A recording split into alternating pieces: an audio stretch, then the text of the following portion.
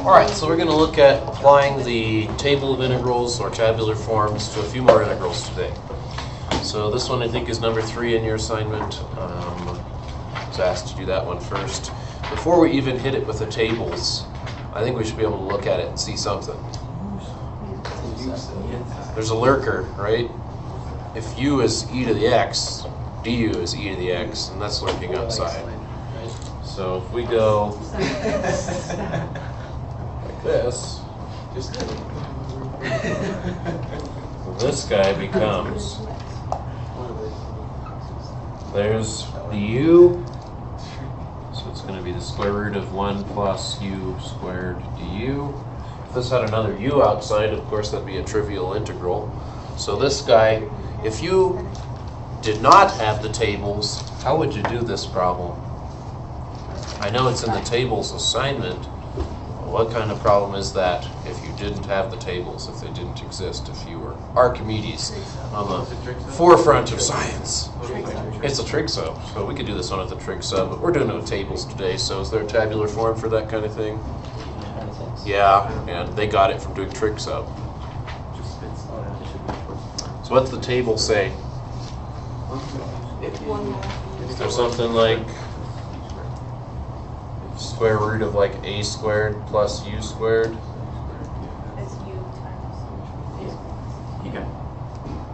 So I don't know what you guys got to tell me what the answer is. 1 half u times the square root of u squared plus a squared. Like that? There's parentheses. After 1 half. Here? Yeah. And then plus a squared times the natural log of the absolute value of u plus the square root of u squared plus a squared plus c.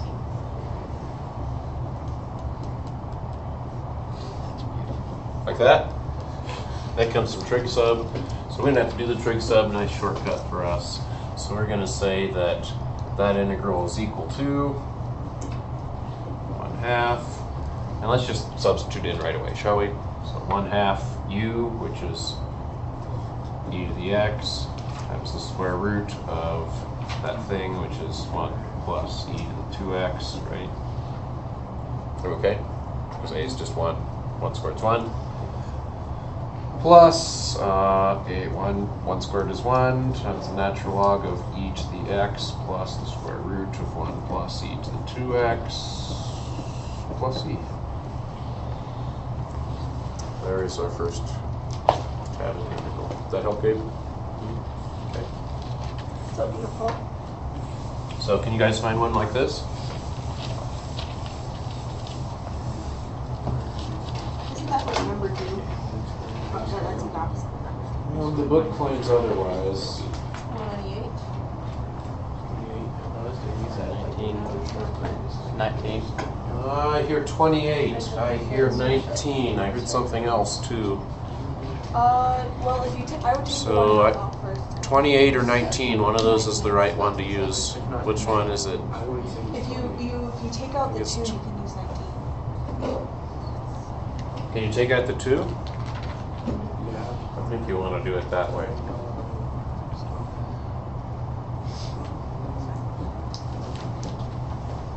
I think you can use 19. What does 19 say? Let's get it up here. Square root of a plus bu over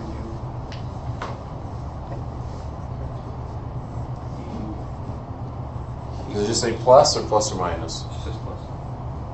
Equals 2. Maybe we could just say b is negative then, right? Yeah, that should be no problem. So what does it equal, Kyle? 2 square root of a plus bu plus a integral of 1 over u square root of a plus bu.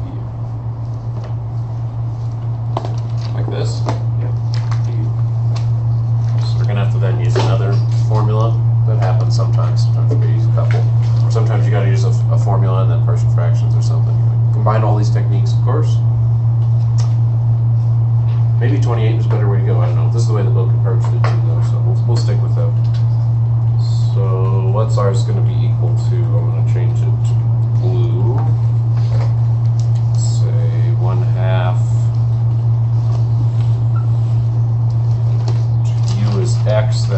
plus, right? So du is kind of irrelevant. I'm just going to stick that right there. D is dx. That doesn't change this time. A is 3, so we'll leave that alone. And then we've got a -5, so -5 must be B.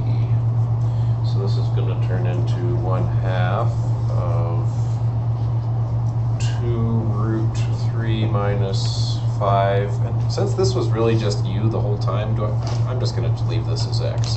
The only reason you ever need to really change to u is if you've got like a du, right? So let's just leave it like that to be clear. So I'm just going to leave it like that.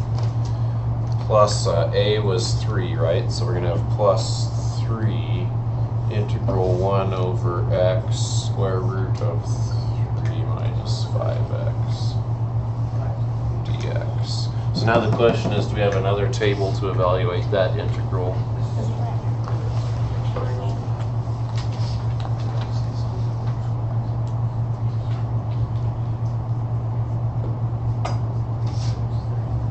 Yeah, just one. So we use 19, we're done with it.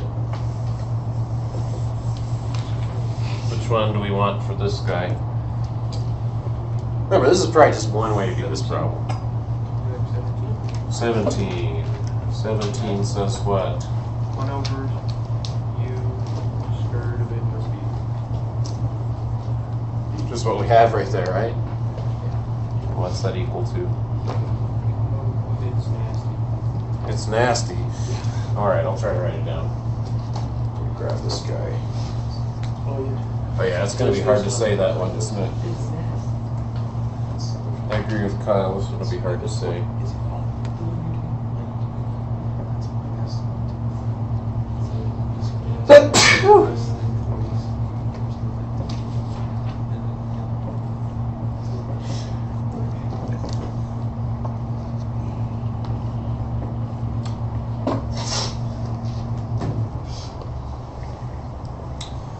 I'm betting this is some kind of key substitution problem. Just betting. If you let u do the inside, then mess with that, take it outside, I'm thinking it's going to be an ugly one of those. That's how you get this thing. We'd have to try it. But we're doing tables today, so I'm not going to. So let's see. We have 1/2, and this part's already done. We've got 2 of the root, plus then 3. I guess I'll use a different parenthesis. Yeah, let's use a different color even. Plus 3 of those. So 1 over the square root of 3 times the natural log of our root minus the square root of 3 plus the square root of 3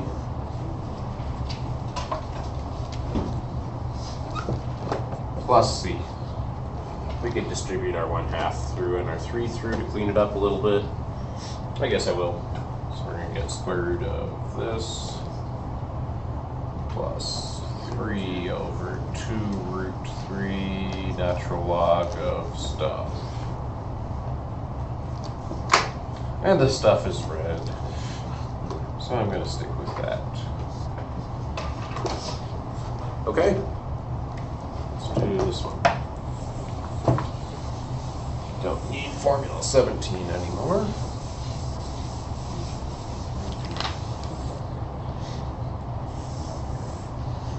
Any ideas to start out with? I think I may have given you this problem last year on a quiz. Crazy that it's coming up again way later. I gave you something really close to it anyway. It has to do with what these guys over to that side of the classroom are learning tomorrow. What do I do, John? That's just a reflex you should have, right? It doesn't always work out, but I think it might work out here. Then what?